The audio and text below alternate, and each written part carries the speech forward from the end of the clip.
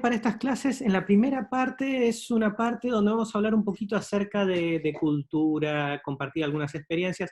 Por eso pueden tener sus micrófonos abiertos, porque la idea es que conversemos, que ustedes opinen, que hablemos, y tal vez si tienen algo para contar, que tienen algo para aportar, ustedes también pueden hacerlo, porque así se enriquece entonces, y nos divertimos más, porque escuchar uno solo a veces es aburrido.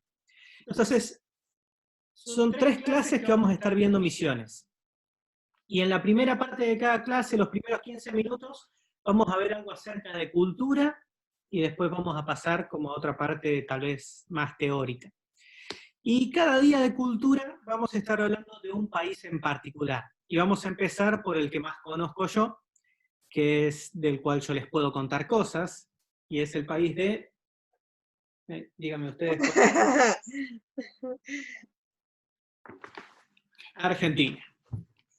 Y la idea es poder contarle algo cultural acerca de Argentina, un detalle, algunas características, y después que veamos otros aspectos de la cultura. Pero bueno, ustedes siempre habrán visto un argentino, y si ven un argentino, cerca de un argentino tiene que haber un mate. Porque el mate es la bebida típica de los argentinos. Bueno, podríamos decir de varios países de lo que es el Río de la Plata. Entonces, ¿cómo se toma un mate? Tal vez haciendo tiempo, mientras llega algún otro, nosotros podemos aprender algo que ellos se van a perder. Es cómo preparar un mate. Para preparar un mate uno necesita, primero, un recipiente, que es el mate. Este es de una calabaza, y es el mío. Pero pueden haber un montón de tipos de mates. Traje algunos ejemplos. Tenemos uno de lata. No es el más fino, no es el que uno le daría a una visita que es importante. Es un matecito de lata. También pueden ser de cerámica. Este es ahí, de una ciudad argentina. Acá hay otro que no es muy típico, pero es de silicona. Es como medio blando, no sé, no es de mis favoritos, porque a veces se puede derramar, pero a algunos les gusta. Acá tenemos uno de madera. Ustedes ven ahí, el tipo de madera es palo santo, que tiene un gusto particular. Les muestro otro. Este es de vidrio. Si ustedes ven ahí adentro, esto es vidrio, pero está forrado en cuero. Podríamos decir que este no es el mate más masculino de todos, pero bueno, este mate es de Noelia. Es mío. Entonces, bueno, ahí se entiende. Y acá tenemos otro mate, que es también una calabaza, creo, sí, pero esta está forrada en cuero. Entonces, adentro está la calabaza, metal arriba y forrado en cuero. Este es un mate mucho más elegante. Y otra cosa que necesitamos es la bombilla, por donde uno va tomando el mate. Entonces, hay distintos tipos de bombillas. Acá yo traje algunas. Esta tiene un detallecito de un caballo. Esta me la regaló José. Acá tenemos otra más normal, de alpaca. Y esta es una bien grandota, elegante, ahí con una piedra. Ustedes pueden encontrar todo tipo de materiales y todo tipo de formas, algunos más burdos, algunos más elegantes. Pero bueno, uno tiene entonces el recipiente y tiene la bombilla. Ahora, ¿qué es lo otro que necesita? Uno necesita la yerba. Y esta es particularmente especial para esta clase, porque el nombre de esta yerba es, no sé si se llega a leer, La Gran Comisión. la Gran Comisión. Resulta que hay un lugar en el norte de Argentina, en la provincia de Misiones, donde producen esta yerba, y los dueños tienen visión misionera, son cristianos. Y de la venta de todas estas yerbas, ellos separan una parte y la ofrendan a la obra misionera. Entonces estos son los mates más misioneros que pueden haber, con yerba misionera en una clase de misiones. Pero bueno, y también necesitamos agua. El agua tiene que estar caliente, pero no tiene que hervir. Entonces ahí uno, con estos elementos, ya puede prepararse unos buenos mates. Y el hecho con los mates, y esto va más a lo que sería la cultura en Argentina, tienen todo un ritual alrededor. Uno no solamente toma mate, sino que hay cosas que uno va aprendiendo acerca del mate. Por ejemplo, el mate se toma compartiendo, todos tomando del mismo mate, uno toma y lo empieza a cebar o a repartir por la derecha y va haciendo la ronda. Cada uno toma todo el mate y le pasa al que está cebando y ese le da al que sigue. Si uno de la ronda no quiere tomar más mate, uno dice, no quiero más mate. Eso es una falta de respeto. Uno tiene que decir, gracias. Si uno dice gracias, en Argentina, cuando estás tomando mate, significa que no querés más mate. Lo cual podría ser muy confuso para todos los que no son argentinos. Porque cuando uno recibe algo, aunque sea un mate que a uno no le gustó porque es muy amargo, uno dice gracias por cortesía. Y ahí queda sin más mate, por ser agradecido. Es como que se castiga el agradecimiento. Pero en realidad son códigos del mate. Otro código, por ejemplo, es que uno no puede dar un mate que esté frío. Significa que uno no aprecia a la otra persona. Entonces, el que ceba mate tiene que encargarse de mantenerlo en condiciones. Y después hay otras tradiciones, y hay algunas ya que involucran cosas hasta supersticiosas. Por ejemplo, si alguien te está dando un mate y el mate se derrama, significa que tu suegra está llorando. No sé de dónde sale, pero bueno, son esas tradiciones. O, por ejemplo, si a mí alguien me da un mate y yo se lo devuelvo a la persona equivocada, entonces me va a decir, bueno, ahora me debes un regalo, porque si uno le devuelve el mate al que no corresponde, es como que la penalidad. Y hay un montón de otras cosas que van acerca de la tradición que envuelve a tomar mate en Argentina, que no es simplemente una bebida. Tal vez a alguno le puede gustar más el café, le puede gustar más el té, pero en Argentina el mate tiene un significado. Y el significado es tomarse un tiempo para hablar con la otra persona. Por lo general uno toma mate en compañía de otros. Uno toma mate para hablar con otros. Entonces significa ese tiempo que uno comparte con otras personas.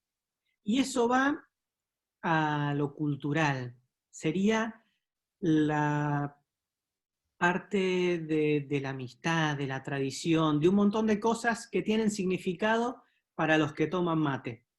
Y para el que mira de afuera, que no es argentino, dice, no entiendo qué le ven. Porque en realidad el mate no es rico, uno se acostumbra a tomar mate y después le gusta y después lo necesita.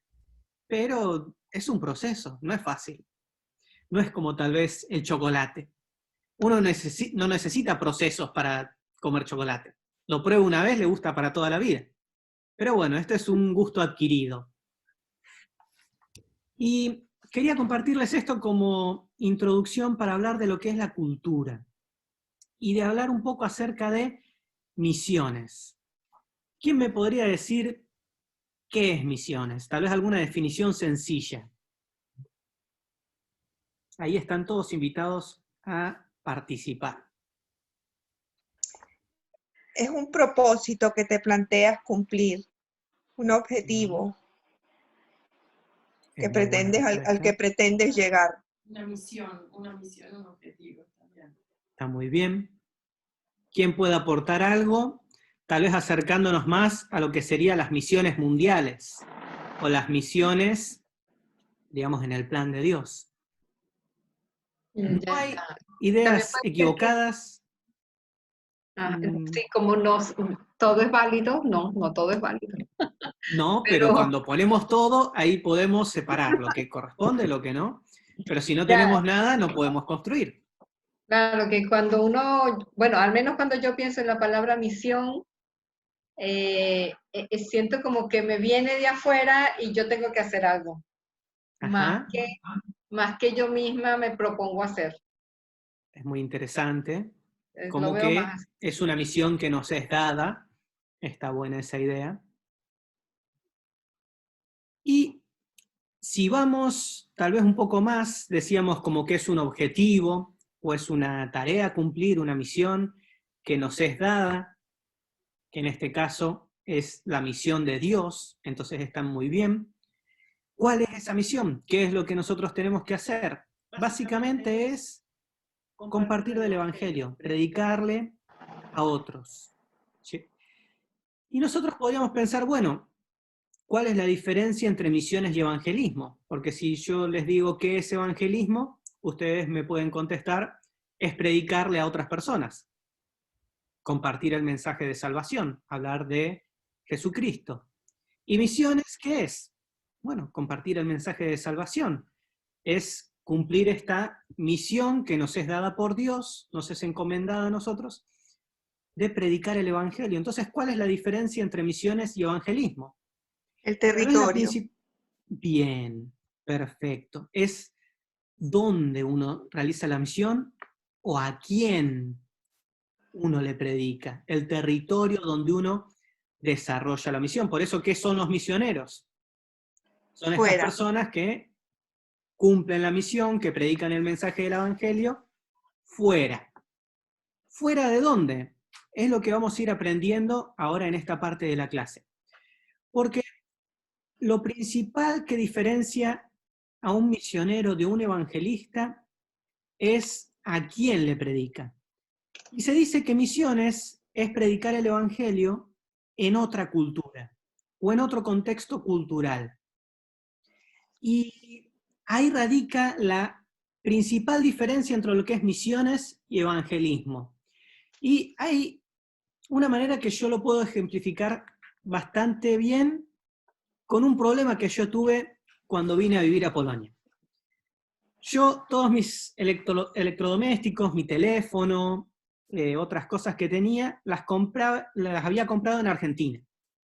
Y en Argentina, cuando uno quiere cargar estas cosas, solamente hay que enchufarlo.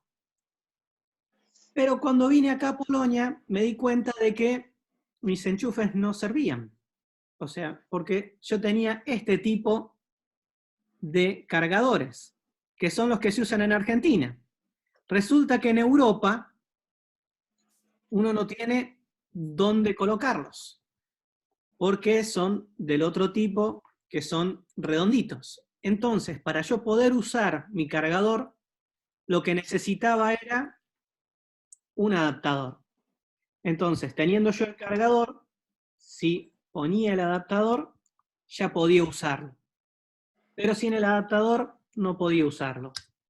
Bien, lo mismo es con misiones y evangelismo. ¿Por qué? Porque cuando yo hago evangelismo, le estoy predicando a personas de mi misma cultura, personas que entienden todo lo que yo digo, ya sea el idioma o ya sea los significados detrás del idioma. Entonces, si yo quiero predicarle a alguien de Argentina, solamente tengo que enchufar el mensaje de salvación en la otra persona, y si lo entiende, se convierte. Pero si yo quiero predicarle a una persona de otro país, tal vez lo que yo le estoy diciendo no es lo mismo que la persona está entendiendo. Entonces, primero, antes de poder yo predicarles, tengo que aprender acerca de la cultura. Una diferencia básica, el idioma. Si yo salgo ahora a la calle, acá en Polonia, y le digo a alguien, Jesús te ama, no me va a entender. ¿Por qué? ¿Porque él no logra entender el amor de Dios? No, No. porque no habla español. Yo le tendría que decir en polaco. Básico para que me entienda. Pero no solamente el idioma es una barrera. Hay personas que están acá que están en España. Y tal vez nos podrían contar que a veces no siempre uno se entiende con las personas hablando el mismo idioma. Y todas estas historias, tal vez graciosas, divertidas, Lo de o ayer con la molestas. torta. Por ejemplo, bien, hablábamos acerca de Picar la Picar torta. la torta, partir Picar la la torta. torta. Bien, entonces, si yo quiero predicarle a alguien de Venezuela o de Argentina, por ejemplo, y Dios quiere picar una torta contigo, el argentino no va a entender. ¿Qué era? No pensar que lo está picando así. Claro, ¿por qué va a querer Que hacer lo va a Dios dejar eso con la torta? picadito, chiquitito. Pero va a parecer como que el Señor te quiere triturar. Entonces, aún hablando el mismo idioma, uno tiene que aprender detalles culturales que hacen que uno pueda entenderse con otro. Algo que bastante tonto, pero que me pasó en Colombia. Estábamos hablando de un niño pequeño y dice, bueno, ¿cómo es de alto? Y yo digo, es así de alto. Y el pastor del lugar me dice, no, es así.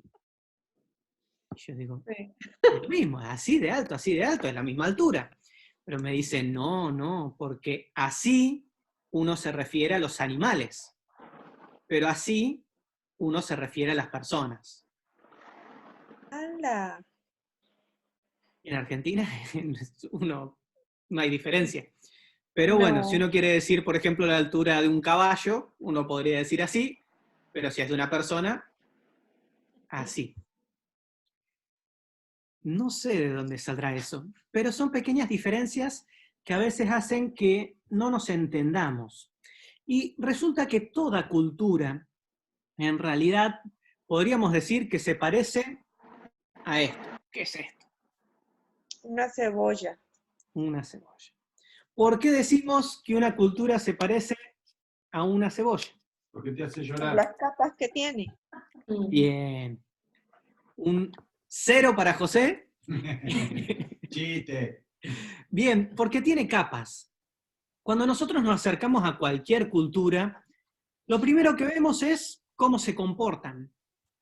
Y eso es lo más externo de la cultura.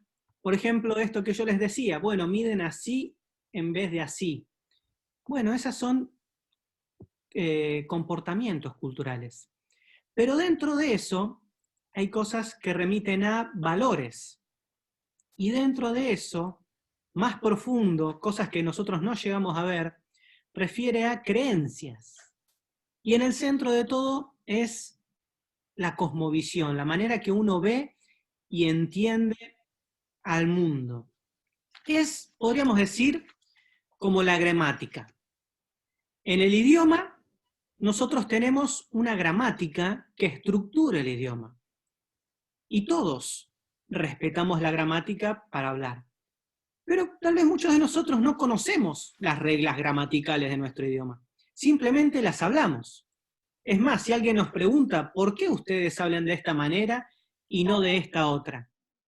No sabemos explicarlo. Porque así son las cosas. Así funciona el idioma. Bueno, lo mismo es con la cultura. Hay cosas que funcionan de una manera y todos sabemos que funciona de esta manera. Todos los que compartimos una misma cultura. A veces cuando salimos de nuestro país y vamos a otro y la gente nos pregunta, ¿por qué hacen esto de determinada manera? Digo, porque así se hacen. No, acá las cosas se hacen de otra manera. Y ahí nos damos cuenta de que era algo propio de nuestra cultura, que no era algo que se hacía en todas partes de esa manera, que era algo propio de nosotros. ¿Por qué lo hacemos así? No lo sabemos. Pero eso habla de cómo se comporta nuestra cultura, de cuáles son los valores que nosotros tenemos y que guían lo que nosotros hacemos. Al momento de compartir el Evangelio con otro, yo necesito conocer esos valores para entender por qué se comportan de cierta manera y para poder llevar el mensaje de Jesucristo en una manera que el otro pueda entender. Por ejemplo, estaban traduciendo la Biblia en un lugar de África y estaban en la parte de Apocalipsis, donde Jesús dice, yo estoy a la puerta y llamo. ¿Recuerdan ese pasaje? Yo no, por eso no lo cito de memoria. ¿Quién se lo acuerda? Dice, he aquí yo estoy a la puerta. Y llamo. Si alguno abre, si oye mi voz y abre, entraré a él, cenaré con él y él conmigo. Bien, entonces estaban traduciendo la Biblia y dice, yo estoy a la puerta y llamo. Resulta que en esta tribu había una costumbre que tenían los ladrones. Para saber si había alguien adentro de una casa y poder entrar a robar, ellos tocaban la puerta. Si alguien abría la puerta, significaba que había gente adentro.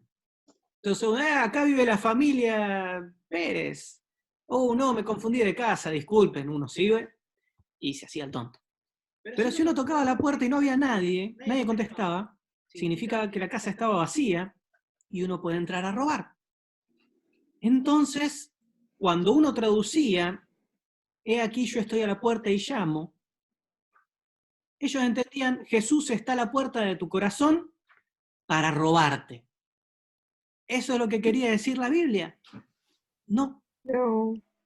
Pero si uno no entiende estas cuestiones culturales, uno puede predicar un mensaje y Errático. nadie se salva. Y porque tal vez ellos entendieron algo completamente distinto. Hay una película que se llama, es muy vieja, Hijo de Paz, de una cultura que tenía como uno de los principales valores el engañar, el traicionar a otro. Entonces, cuando contaron el mensaje del Evangelio, ellos dijeron, Judas es el héroe de esta historia. No Jesús, porque el que logró traicionar y engañar al otro fue Judas. Entonces ellos entendieron otra historia distinta. Y estas cuestiones culturales son las que a veces llevan a que uno cometa muchos errores. Por eso, la principal diferencia entre misiones y evangelismo es que uno desarrolla su misión entre personas de otra cultura y para poder hacerlo uno necesita toda una serie de herramientas y de tiempo y de preparación para poder hacerlo efectivamente. Porque de otra manera uno puede predicar algo y la otra gente va a entenderlo. Hay un ejemplo más que yo quiero compartir con ustedes que nos puede dar una idea de cómo es que ciertas culturas pueden entender las cosas completamente distintas a nosotros. Y es acerca de el tiempo. Se hizo un estudio y se le pedía a mucha gente que graficara el tiempo, que en 3 puntos pusiera el presente, el pasado y el futuro. Entonces, por lo general, lo que hacía la gente era, es decir, un puntito, que es el pasado, flecha, un puntito que es el presente, donde estamos nosotros, flecha, un tercer puntito, el futuro, hacia donde nos dirigimos. Entonces, uno está parado, avanzando hacia el futuro. Pero esta misma pregunta le hicieron dentro de una cultura que está en el norte de Argentina, en Bolivia, que es los aymarás. Y ellos entendían al tiempo de una manera distinta. Ellos decían, el presente es donde yo estoy, el pasado está delante mío y el futuro está detrás mío. Y uno va avanzando, dando pasos hacia atrás, hacia el futuro. ¿Por qué lo entendían de esta manera? Porque ellos dicen, yo conozco el pasado, entonces yo estoy viendo el pasado, pero el futuro yo lo desconozco, entonces el futuro está detrás de mí, y yo voy avanzando hacia atrás hacia el futuro. Por ejemplo, ellos dicen, mi tatarabuelo, haciendo hacia adelante, y no mi abuelo, mi bisabuelo, mi tatarabuelo, detrás de mí, sino son los que están delante de uno, porque uno los ve como ejemplo, y los hijos detrás. Entonces, un concepto tan básico como el tiempo, que uno dice, todos lo entendemos de la misma manera. ¿Qué es el tiempo? El tiempo es presente, pasado, futuro, pero hay culturas que lo entienden de otra manera, completamente distinta. Entonces, es importante entender que lo que yo digo no es lo que los otros entienden. Y en misiones esto se potencia, porque uno está en otro contexto cultural, con personas que tienen otras creencias, otros valores, otra manera de ver y entender el mundo. Entonces eso es lo que uno primero tiene que aprender en orden de poder predicar el Evangelio, que es el objetivo principal de las misiones. Entonces, ¿por qué es necesario hacer tanto lío acerca de las misiones si uno solo tiene que ir y predicar?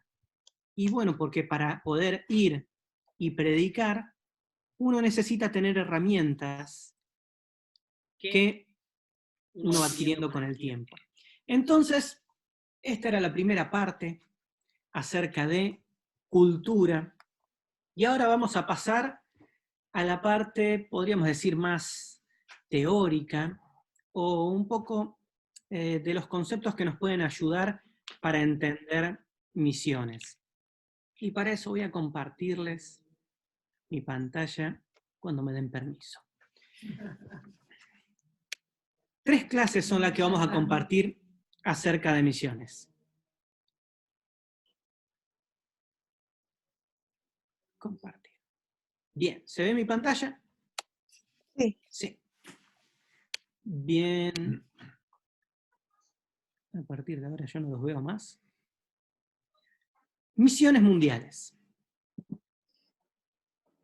El primer día vamos a estar hablando acerca de las bases bíblicas de la obra misionera.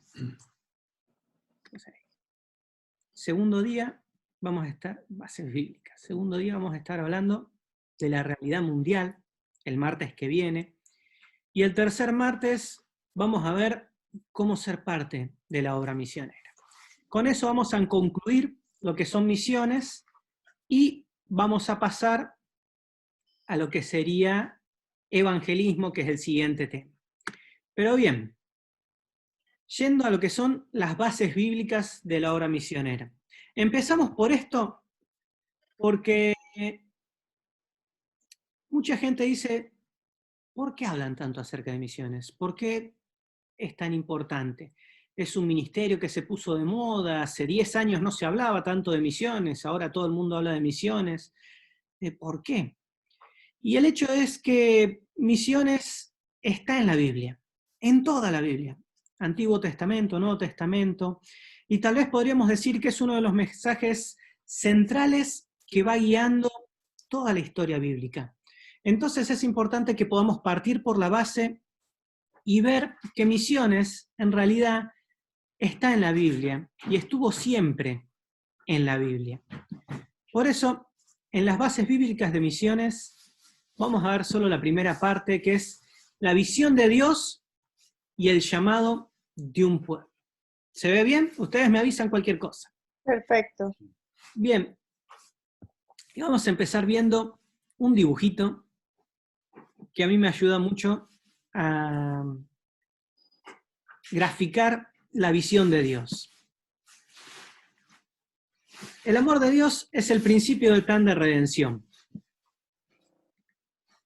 Hay un versículo en Génesis 3:15 que dice, pondré hostilidad o enemistad entre tú y la mujer, entre tu descendencia y la descendencia de ella. Su descendiente te herirá la cabeza y tú le herirás el talón. Vamos a ver qué podemos extraer de este versículo que parece que dijera tan poco. Pero bien, el plan de Dios. Nosotros tenemos a Dios. Él, previo a todas las cosas creadas, siempre existió. Y si leemos la Biblia, vamos a ver que Dios es, en esencia, amor. Dios es amor, lo dice la Biblia. Y como objeto, para poder depositar todo el amor que Él tenía para con la humanidad, Dios buscó este depósito, buscó este lugar donde depositar su amor. Y por eso tenemos a la creación, al mundo, como objeto del amor de Dios. Y como corona de la creación tenemos Al hombre. al hombre, a la humanidad. La corona de la creación de Dios, el objeto de amor de Dios. Nosotros somos creados por amor, el amor de Dios hacia nosotros. Y no solamente ahí termina, sino que para que el círculo sea completo, nosotros amamos a Dios. Ese es el círculo de amor. Dios nos ama a nosotros y nosotros le amamos a Él. Sin embargo, un aspecto clave para que este círculo se cierre es el libre albedrío, la libre voluntad. El hecho de que Dios eligió amarnos y que nosotros elegimos amarle en respuesta. Si nosotros estuviéramos obligados a amar a Dios, si fuera algo de lo cual no tenemos opción, no sería verdadero amor. Si yo a alguien le digo, vos tenés que amar a esa otra persona, o le digo, me tenés que amar a mí, o te mato. Esa persona, ¿qué me va a decir? Por Te amo. supuesto que te amo.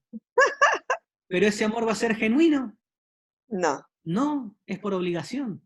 De igual manera, nosotros podemos elegir amar a Dios. Y eligiendo amar a Dios, ahí tenemos el círculo perfecto de amor en este plan de Dios, en esta misión de Dios. Sin embargo, cuando pasamos al capítulo 2 y llegamos al capítulo 3 de Génesis, empezamos a ver que este círculo perfecto de amor se quiebra. Vemos un personaje que ingresa, la serpiente, y la serpiente pone ahí la duda en Adán y Eva. Dice, no, de verdad, ustedes pueden comer de cualquier árbol, y lo que Dios no quiere es que ustedes sean como Él. Entonces ahí entra la duda, y ellos se dejan llevar por la duda, y este círculo perfecto de amor se quiebra. Y podríamos decir, se arruinó el plan de Dios. Pero aún en ese mismo momento, en el momento en el que se quebró este círculo perfecto, vemos que Dios ya estaba obrando en su plan para restaurar esta relación de amor. Entonces ahí llegamos a Génesis 3:15. Génesis 3:15 está hablando de un juicio, y en este momento le está hablando a la serpiente. Y se voy a poner enemistad entre ti y la mujer, y entre tu descendencia y la descendencia de la mujer. Y acá encontramos lo que se llama el protoevangelio, o protoevangelium, para sonar más en latín. Y esto es básicamente las buenas noticias, evangelio, y proto significa previo, temprano. Entonces es la semilla del evangelio. Cuando se le dice que la descendencia de la serpiente va a herir en el talón a la descendencia de la mujer, está haciendo referencia a la crucifixión, a una herida, pero no una herida mortal. Pero cuando dice su descendencia te pisará la cabeza, habla de una victoria definitiva de la descendencia de la mujer, que es Jesús, sobre Satanás. En este mismo momento de la caída del hombre, está la semilla de lo que iba a terminar de restaurar este círculo perfecto, esta relación de amor entre Dios y los hombres. La victoria de Cristo en la cruz del Calvario sobre Satanás, y esta oportunidad de volver a Dios. Entonces tenemos que, aún naciendo de vuelta del amor de Dios, se crea la oportunidad de restaurar este camino a Dios. Y eso es misiones. Eso es el mensaje del Evangelio. Podemos volver a Dios. Esta relación que había entre Dios y nosotros, que se rompió, puede volver a ser restaurada. Entonces, es compartir acerca de este mensaje de amor. Este es el principio de la Biblia, donde se nos habla de Dios creando un plan para restaurar la relación con toda la humanidad, no con una parte, con todos. Si saltamos al final, el último libro de la Biblia es el libro de Apocalipsis. Y tenemos una escena en el libro de Apocalipsis donde vemos lo siguiente. Dice, y cantaban un nuevo canto con las siguientes palabras. tú eres digno de tomar el rollo y de romper los sellos y abrirlos, pues tú fuiste sacrificado y tu sangre pagó el rescate para Dios, hablando del sacrificio de Cristo. Para Dios de gente de todo pueblo, tribu, lengua y nación. Y la has transformado en un reino de sacerdotes para nuestro Dios y reinarán sobre la tierra. Se nos está hablando de la última escena de la Biblia, gente de todo pueblo, tribu, lengua y nación. Al ser tan repetitivo, no hay duda de que gente de todas las naciones de la tierra estaba presente delante del Cordero en esta escena, presente delante del trono. Y se nos habla de que, aún en el final, Dios está pensando de que este mensaje, esta oportunidad de volver a Dios, es para todas las naciones. No es para unos pocos escogidos, no es para una nación en particular, es para todos. Entonces, en el principio y en el final de la Biblia, vemos que Dios se interesaba en que todas las naciones le conozcan. Esta idea de que todos sean parte siempre estuvo presente. Pero para poder llevar adelante ese plan, Dios eligió un camino y vamos a ver un poquito acerca de eso. Y es que Dios, para alcanzar a todas las naciones, eligió a una nación en particular con un propósito. Y ahí llegamos a Génesis 12 y a una promesa que Dios le hace a una persona, a Abraham. Entonces vemos el siguiente pasaje en Génesis 12. Podríamos decir el primer versículo misionero de la Biblia, según algunos. Y es la promesa. El Señor le había dicho a Abraham, deja a tu patria y a tus parientes, y a la familia de tu padre, y vete a la tierra que yo te mostraré. Entonces haré de ti una gran nación, te bendeciré y te haré famoso, y serás una bendición para otros. Bendeciré a quienes te bendigan, y maldeciré a quienes te traten con desprecio. Y todas las familias de la tierra serán bendecidas por medio de ti. Y es interesante que cuando Dios elige a una persona, a Abraham, para hacer una nación, el propósito de la elección de esta nación era que todas las familias de la tierra sean bendecidas por medio de Abraham. Entonces, aun cuando Dios elige a una nación de entre todas las naciones, su objetivo no era beneficiar a uno por sobre el resto, sino era que esa nación cumpliera un propósito particular para que todas las otras naciones le conocieran. Entonces, si avanzamos un poquito en esta promesa, vemos que hay un patrón. La promesa y un propósito de la promesa. El patrón de la promesa es: yo haré y tú serás. ¿Qué era lo que iba a hacer Dios? Si veíamos antes, Dios iba a bendecir a los que bendijeren a Abraham, iba a maldecir a los que lo maldijeren, iba a hacer de él una gran nación, iba a ser su nombre famoso. Y todo esto, ¿quién lo hacía? Dios. Por su parte, para cumplir con esta promesa, ¿qué tenía que hacer Abraham? Nada. Él tenía que ser. ¿Qué tenía que ser? De bendición. Y es interesante que era Dios el que hacía las cosas. ¿Quién iba a ser una gran nación de Abraham? Dios. ¿Quién lo iba a bendecir? Dios. ¿Quién iba a ser su nombre famoso? Dios. Para que Abraham sea de bendición. Entonces, cuando Dios lo elige y le da su promesa, era para que Abraham pueda bendecir también a otros.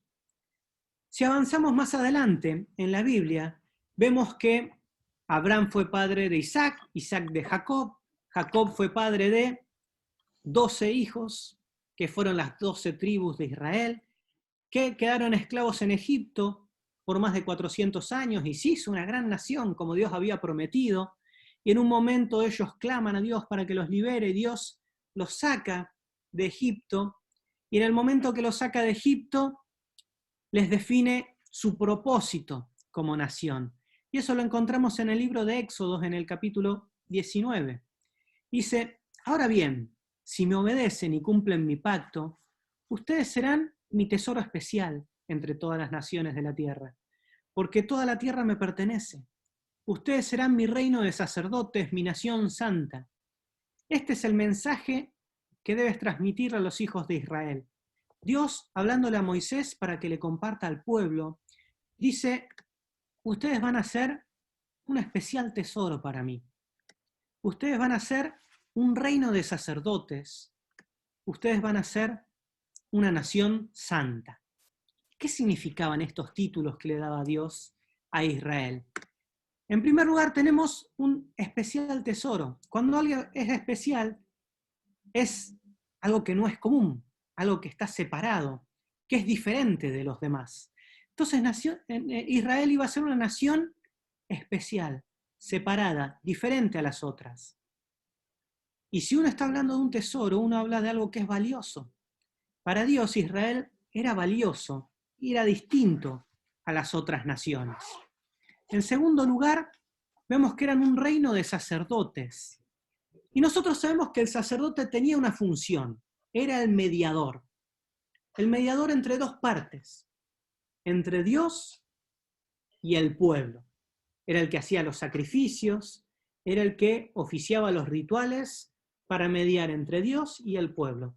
Ahora, si estamos hablando de toda una nación en la cual todos son sacerdotes, ¿entre quiénes iban a mediar ellos? ¿Cuáles eran las dos partes? Dios sigue siendo Dios, pero ¿cuál era la otra parte? Las otras naciones de la tierra. En este momento Dios define el rol que ellos iban a cumplir. Ellos, si eran un reino de sacerdotes, iban a ser la nación que iba a mediar entre Dios y las naciones. Entonces, cuando Dios elige a una nación entre todas las otras naciones, no es que Dios está haciendo distinción, no es que Dios dice: me cansé, me rendí, ahora todas las naciones que se arreglen, que queden libradas a su suerte, yo me voy a concentrar en una sola. No, sino que la elige con un propósito de alcanzar a todas las otras. Es Dios poniendo en marcha su plan que tenía desde el principio y que va a cumplir hasta el final, de que todas las naciones sean parte, de que todas las naciones conozcan que hay un Dios que les ama y que pueden volver a tener una relación con Dios. Y por último dice que son una nación santa. Cuando hablamos de santo, es algo que está apartado con un propósito, algo que es puesto aparte con una función específica. Israel había sido puesto aparte de entre todas las naciones, no porque fueran mejores, no es para bendecirlos a ellos, sino que para que ellos sean de bendición. Ellos debían ser los agentes de Dios en su trato con las otras naciones, estableciendo la correcta relación vertical con Dios. Ellos debían ser un ejemplo brillante. Sin embargo, si leemos toda la historia de la Biblia, vemos que muchas veces ellos perdieron su objetivo. Ellos creyeron que eran mejores que los demás y que ellos debían ser salvados y todos los demás destruidos. Y en ese momento se rompió el plan que Dios tenía. Seguimos avanzando y vemos entonces dos tipos de misiones: la misión centrípeta y la misión centrífuga. Acá tenemos el pasaje de Hechos 1, 7 y 8, que tal vez muchos conocemos de memoria. En esta versión dice así: y les dijo: no os toca a vosotros saber los tiempos o las sazones que el Padre puso en su sola potestad, pero recibiréis poder cuando haya venido sobre vosotros el Espíritu Santo, y me seréis testigos en Jerusalén, en toda Judea, en Samaria y hasta lo último de la tierra. Se dice, en lo que es teoría de misiones, que hay dos tipos de misiones: la misión centrípeta y la misión centrífuga. ¿A qué nos referimos cuando hablamos de esto? Misión centrípeta era la que tenía el pueblo de Israel. ¿Cuál era esa misión? No son dos misiones distintas, sino dos maneras distintas de alcanzar el mismo objetivo. El objetivo principal, que todas las naciones conozcan a Dios. Pero la misión de Israel era centrípeta. ¿A qué nos hace referencia esta palabra? Centrípeto. A algo que es atraído hacia un centro. ¿Cuál puede ser un ejemplo de una fuerza centrípeta? La fuerza de gravedad. es la fuerza que atrae a los objetos hacia el centro. Si yo tomo algo y lo suelto, es atraído hacia el centro de la tierra. Esta era la misión que tenía Israel en este sentido. Tenemos a Israel como un ejemplo brillante de cómo relacionarse con Dios, y para que las naciones conocieran a este Dios, tenían que ir a Israel. Y tenemos un montón de ejemplos de gente que va a Israel y conoce al verdadero Dios. Tenemos el ejemplo del ejército, del capitán del ejército de Siria, Naamán, que estaba enfermo de lepra, y él va a Israel para ser sanado, y en ese momento conoce al verdadero Dios. El claro ejemplo de la misión centrípeta. Uno iba a Israel y uno conocía acerca de Dios, el Dios de Israel, y cómo relacionarse con ese Dios. Pero Israel falló en su misión, y no todas las naciones conocieron a Dios. Después vemos que vino Cristo, y en su ministerio en la tierra Él le da una misión a su iglesia. Y esta misión tiene otra lógica, otra manera de desarrollarse. Y decimos que es una misión centrífuga. ¿De qué nos habla o qué nos hace referencia una fuerza centrífuga? Podríamos decir que es como la lavadora, cuando está centrifugando. Entonces empieza a girar y expulsa desde un centro hacia afuera. Entonces tenemos en la misión que Dios le da, en la gran comisión, a sus discípulos y a nosotros, la iglesia también, a Jerusalén, y de Jerusalén ellos tenían que extenderse a toda Judea, Samaria y hasta lo último de la tierra. Del centro hacia afuera, que es como se desarrolla la misión hoy día. Tenemos a la iglesia que sale y lleva el mensaje del Evangelio. Por lo tanto, tenemos esta misión, esta gran comisión en Hechos 1:8, donde Dios le dice: no os toca a vosotros saber los tiempos y las sazones que el Padre puso en su sola potestad, pero recibiréis poder cuando haya venido sobre vosotros el Espíritu Santo, y me seréis testigos en Jerusalén, en toda Judea, en Samaria y hasta lo último de la tierra. Y vamos a terminar hablando un poquito acerca de este pasaje y algunas palabras claves que nos van a ayudar a entenderlo más en profundidad, porque ustedes saben que la Biblia no fue escrita en español, sino que fue escrita en otro idioma. El idioma en el que fue escrito el libro de los Hechos y casi todo el Nuevo Testamento era en griego. Entonces esas palabras han sido traducidas a nuestro idioma en español, pero a veces no comparten todo el significado que tenía la palabra en su idioma original. Y la primera palabra que vamos a ver es la palabra poder. Cuando en la Biblia se nos habla de poder en este pasaje, utiliza la palabra griega dunamis. Y poder no es solamente algo poderoso, la capacidad de hacer algo, sino que esta palabra dunamis era algo mucho más profundo. Hay dos palabras que nosotros tenemos en español que tienen raíz en la palabra dunamis, que nos pueden dar una idea más amplia del significado original. Una es la palabra dínamo. ¿Qué es un dínamo? ¿Quién sabe qué es un dínamo? Productor de electricidad.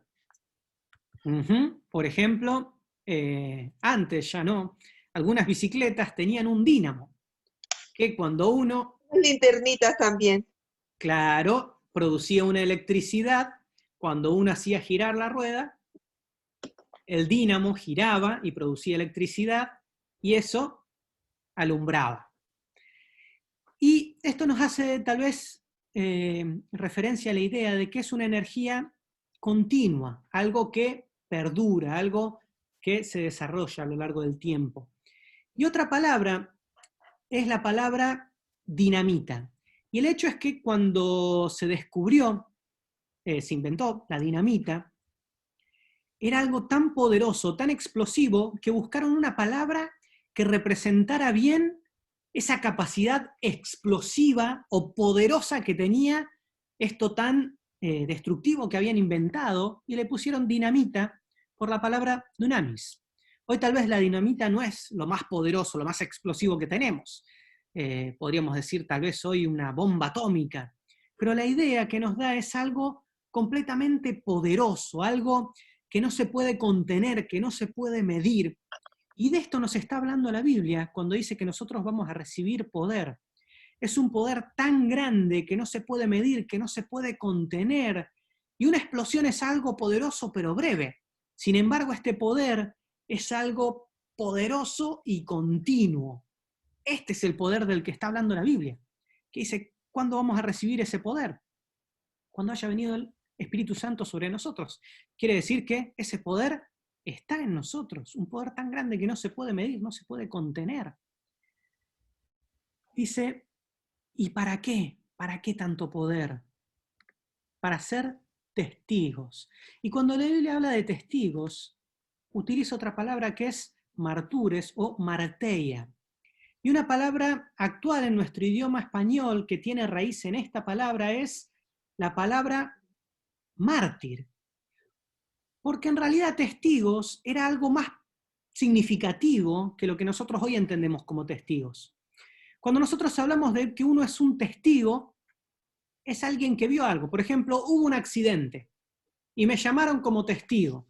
Yo soy una persona que cuento lo que vi, pero yo no fui parte de ese accidente. Yo solo estaba ahí, una persona que estaba aparte, que vio lo que pasó.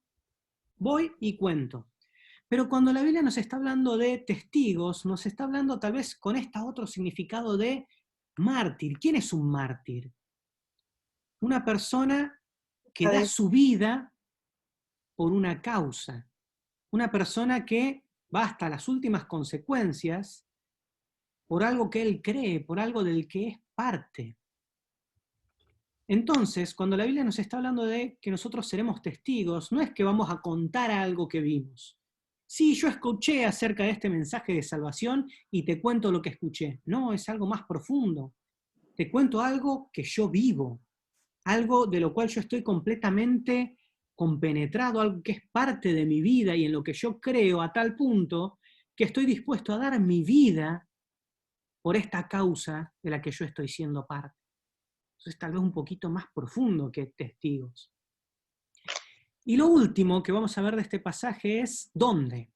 Dice en Jerusalén, en toda Judea, en Samaria y hasta lo último de la tierra. Y tal vez esta no es la traducción más adecuada, porque algunos dicen, bueno, yo tendría que predicar en Jerusalén, después en Judea, después en Samaria y hasta lo último de la tierra. Acá la Biblia nos está hablando de etapas. Sin embargo, si yo les pregunto a ustedes, hoy en día en Jerusalén, ¿todos son cristianos? No, No. Cuando la iglesia primitiva nació en Jerusalén, ¿todos eran cristianos? no. No. No hubo ningún momento en toda la historia de la iglesia que todas las personas de Jerusalén hayan sido cristianas. Qué suerte que los discípulos no entendieron esto como etapas, si no estaríamos nosotros todavía esperando. Porque la Biblia acá está hablando de al mismo tiempo, simultáneamente. Entonces una mejor traducción sería tanto en Jerusalén, como en Judea, como en Samaria, y al mismo tiempo hasta lo último de la tierra. Entonces nosotros ahora tenemos una idea más cabal acerca de esta misión. Y el hecho es que Dios siempre tuvo esta misión. Aun cuando elige a Israel, tenía presente esta misión. Cuando nace la iglesia, en su misma concepción, Dios da la gran comisión. Y hasta el último libro de la Biblia tenemos presente esta idea de todas las naciones de la tierra. Entonces, si nosotros tuviéramos que traducir este pasaje a nuestro contexto y a la profundidad que ahora sabemos, podríamos tener algo que sería como esto. Pero recibiréis un poder extraordinario que no puede ser contenido ni puede ser extinguido cuando haya venido sobre vosotros el Espíritu Santo, y seréis testigos hasta el final, aunque les cueste su propia vida, para hablarles a las personas de mí, simultáneamente, tanto ponemos la ciudad donde nosotros vivimos, podríamos decir Varsovia, podríamos decir Madrid, podríamos decir donde sea que nosotros nos encontremos, como en todo el país en el que estamos, en nuestro caso Polonia, como en las naciones vecinas y hasta lo último de la tierra. Y esta es la misión que Dios nos ha encomendado.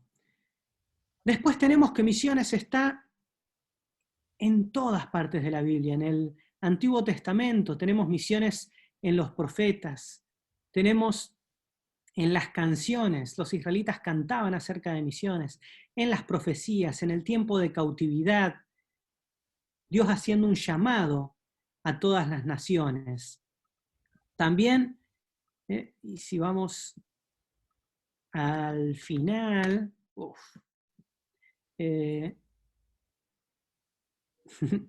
vamos a ver que en el Nuevo Testamento también tenemos ejemplos de misiones, en el ejemplo de Jesús, en la iglesia primitiva. Y básicamente en toda la Biblia nosotros tenemos ejemplo de Jesús haciendo referencia de esto, de su intención de que todas las naciones le conozcan. Si fuera un estudio mucho más largo, podríamos entrar en detalle y ver, bueno, en qué pasajes, de qué maneras Dios presenta esta idea de que todas las naciones le conozcan. Pero esto es simplemente una introducción, y lo que me parecía importante era que sepamos que misiones está en la Biblia, y que misiones es el plan de Dios, es la misión de Dios. No nuestra misión, ni siquiera la misión de la iglesia. No podríamos decir que la iglesia tiene una misión, sino que es Dios el que tiene una misión. Y Dios, en misión, tiene una iglesia. Y esto es clave. No es que nosotros tenemos una misión que tenemos que cumplir, sino que Dios tiene una misión. Y Dios nos invita a ser parte de esa misión. Y si nosotros entendiéramos qué es nuestra misión, ¿cómo vamos a poder hacerla? Es muy grande. Hay muchas naciones. La clase que viene vamos a profundizar un poquito más acerca de cómo es el estado del Evangelio en el mundo. Y vamos a ver que no son buenas noticias. Hay mucho por hacer. Si dependiera de nosotros, Pero es la misión de Dios. Dios es el principal interesado. Siempre lo fue y siempre lo va a ser. Y Dios nos invita a ser parte de su misión. Y nos dio las herramientas. Ese poder está en nosotros. El Espíritu Santo nos ha capacitado para que nosotros podamos ser testigos. Eso significa que es posible. En la última clase, dentro de 2 martes, vamos a ver cómo podemos hacerlo. Pero lo importante es que sepamos que estamos invitados a ser parte. Y Dios mismo nos invita. Es un gran privilegio y una gran responsabilidad. Y bueno, eso es todo por hoy. Muchas gracias por haber estado. Y podemos cerrar con una breve oración y ya podemos concluir. Bendito Dios, te damos gracias porque podemos entender por medio de tu palabra que tú tienes una misión y que esa misión es hermosa. Es poder ser reconciliados contigo, de poder volver a ti, y no solo eso, sino poder contarles a otros, bendecir a otros. Hemos sido bendecidos para bendecir, y ahora somos invitados a ser parte de tu misión y poder ser testigos tuyos, tanto en nuestra ciudad como en nuestro país, como en todas las naciones de la tierra. Te queremos pedir que nos ayudes a tener un corazón sensible a tu palabra, sensible a tu invitación, para poder unirnos y para poder llevar este mensaje de esperanza a todas las naciones. Gracias por la invitación. Ayúdanos a ser parte en tu nombre. Amén. Amén.